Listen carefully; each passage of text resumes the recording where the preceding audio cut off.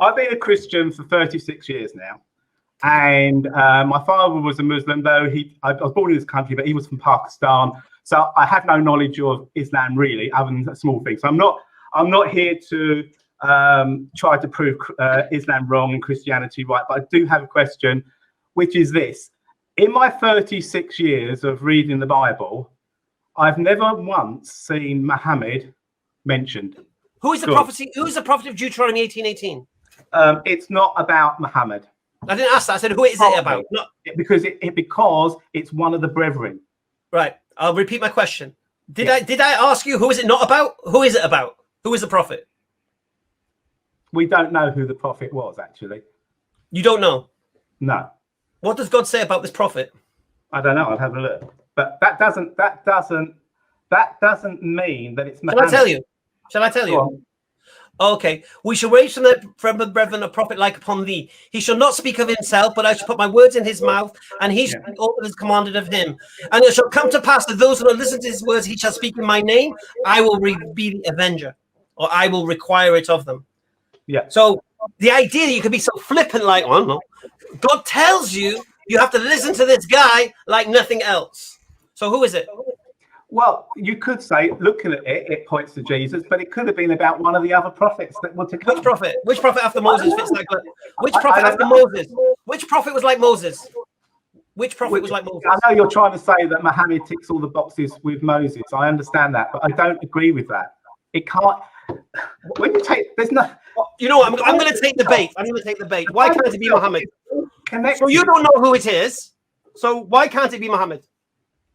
Peace and blessings be upon him. Because it's not.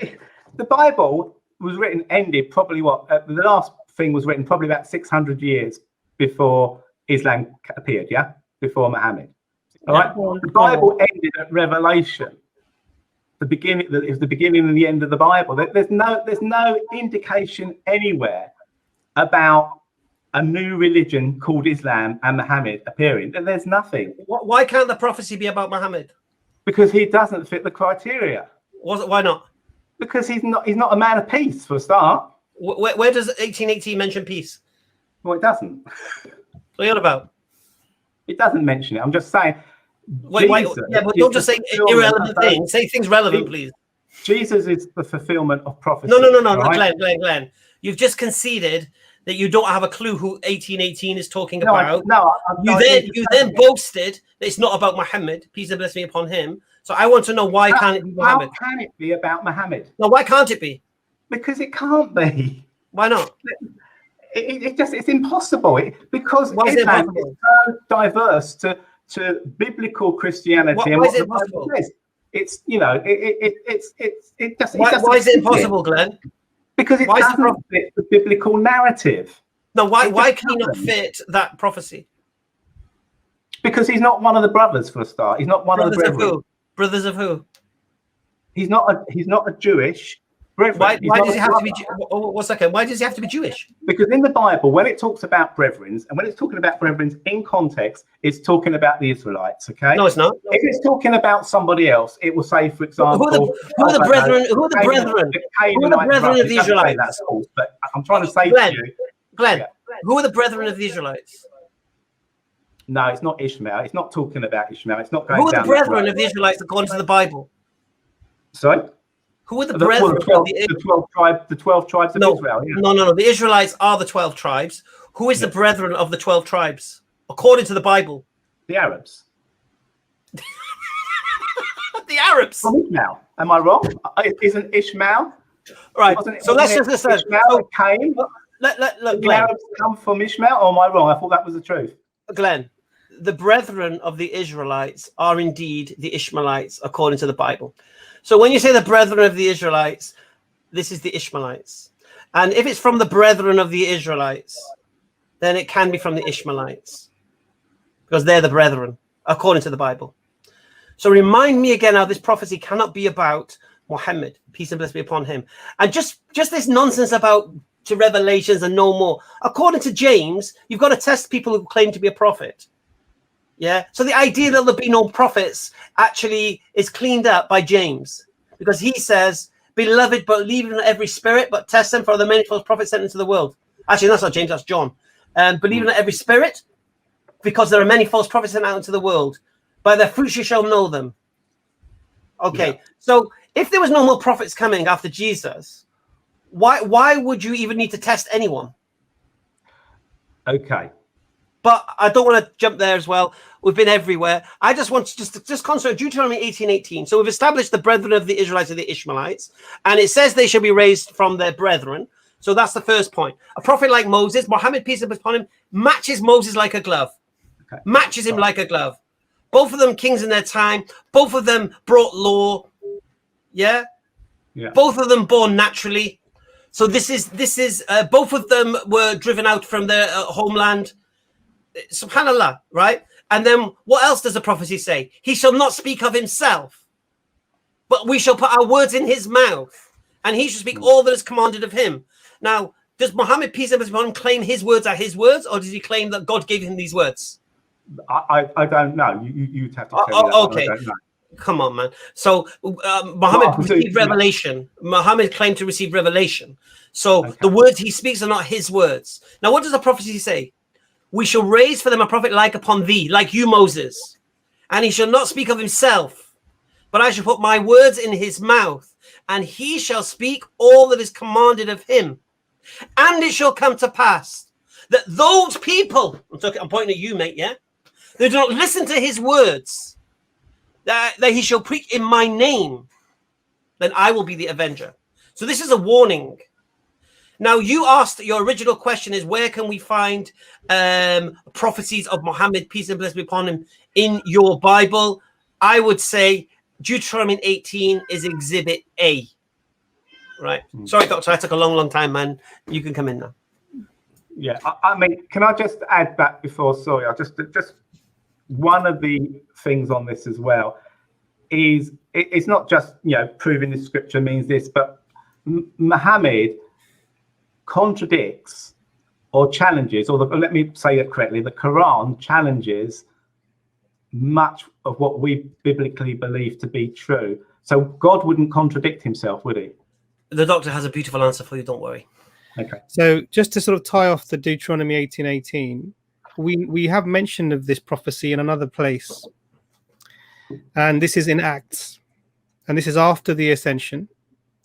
And the disciples of Jesus allegedly here are preaching, and they're talking about Jesus who has to remain in heaven until something happens. Let me read the verse from you. This is Acts 3, verse 19. Repent then and turn unto God, so that your sins may be wiped out, and that the times of refreshing may come from the Lord, and that may he send the Messiah who has been appointed for you, even Jesus. So they're waiting for the times of refreshing so that Jesus can return.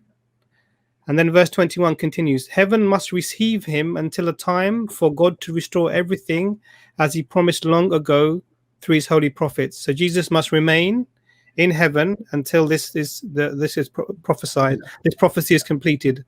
And then in verse 22, the prophecy is given that is required to be completed. For Moses said, the Lord your God will raise for you a prophet like me from among your own people. You must listen to everything he tells you. Everyone who does not listen to him will be completely cut off from their people. So we have here in Acts the disciples saying that Jesus must stay in heaven until something is fulfilled from the old prophets, and then they quote Deuteronomy 18:18. So one of the things we do know definitely is that the Deuteronomy 18 is not Jesus, because he has to wait in heaven until this is fulfilled before he can return. That's clear from this context. So Brother Hamza has gone through this talking about the brethren of the Israelites. Is talking about somebody like unto Moses. Moses was a statesman. He fought in battles. All of the things that the people accuse Muhammad of being, and therefore they say that he couldn't possibly be the prophet because of the battles he was involved in, etc. Exactly like Moses. And then we have in Acts the disciples saying that the Jesus must remain in heaven until this prophecy is fulfilled. Now, for us, when we look at this, we know where this is pointing, and it's quite clear because there's only one individual who fits this criteria. But that's just tying off that Deuteronomy 18:18. I think it's very strong and very clear that this is who it's referring to. And I want to take up your point about, because that's you've said this a few times. You said, first of all, the Quran came 600 years later, and I think it's 600 years, isn't no, it? approximately, and it doesn't fit the narrative. Yeah, doesn't fit the biblical narrative. What was the difference in time between the Old Testament and the New Testament? About 400 years. So, what was the last book written in the Old Testament? When was Malachi around? I say that, but obviously in what we've got and how it's laid out, I'm not sure 100% it's chronological, because not every book in the Bible is chronological. So I wouldn't say, I think it was the last book written, but actually I'm not 100% sure on that. So when is Malachi from? It's certainly the last book in the Old Testament, yeah. When is Malachi from? In regards, what do you mean? Time. What time was it from? That I don't know. I know it was written. The last book was written about 400 years before Christ. So 450 BC, and then when does the Bible come around? The New Testament, sorry, come around? Probably the earliest writings were people say probably about AD 60, something like that. AD 60. Okay, so we're talking about 500 years, yeah. Yeah. Okay, so with the same time span roughly between the Quran and the New Testament, we have the same time span between the Old Testament and the New Testament. Yeah. I'm going to reiterate a point that Brother Hamza has already made. We don't find any mention of Jesus by name in the Old Testament. Do you agree with that, or you don't agree with that? Yeah, the name, obviously the name Jesus, it wouldn't have been that. But interestingly enough, the root name of Jesus is Joshua, and we have Joshua, Yahweh saves. So actually, there is a connection with the name Jesus. Yeah. So this is an issue now, because Jesus, the name Jesus, Yeshua, how you want to say it, is a noun. It's not something you translate. It's not like word coat that you translate into another language in a different way. The name wouldn't change; it would be passed through. So you wouldn't take, if someone was called Joshua, you wouldn't then call them Yeshua, because I'm translating it. So my name is Imran. It refers to the father of Moses. Yeah. Now, I'm not saying Jesus was called. I'm just explaining. I'm just explaining to you. I'm just explaining the thinking. Yeah. So my name is Imran. It refers to the father of Moses, who was Amram. Yeah. Means civilization. So if you were to say to somebody in English, "What is this person's name?" and you said, "Oh, his name is civilization," they would say, "What are you talking about? What's his actual? What do you call him?" They would say, "His name is Imran." They would refer to me by my name. So it's really important that we realize that. I mean, the name Jesus was a very, very common name in the biblical times. We agree. There were many Jesuses. We agree, definitely. I mean, Josephus mentions many Jesuses. There are two Jesuses who were involved in the crucifixion: Jesus Barabbas, the son of the Father, and Jesus, the Messiah. We have two different names of Jesus within the crucifixion narrative itself. So we agree. Yeah. So the name Jesus, as you call Jesus or Yeshua, is not in the. No individual is referred to that by that name in the Old Testament. It doesn't say Yeshua is going to come to you or anything like that.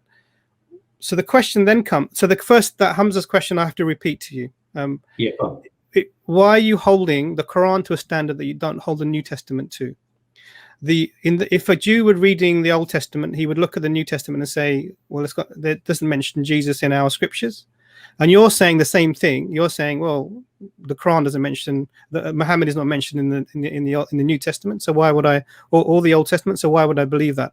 Now we both know the approach to looking for prophecies of individuals is a approach where you look to see what the properties of that individual would be, and then you apply them. Like, for example, you would say Jesus is, you say, the Prince of Peace, and Hamza sort of nailed that point pretty much. But you would look at a prophecy that predicts that, and you would say this could be referring to Jesus.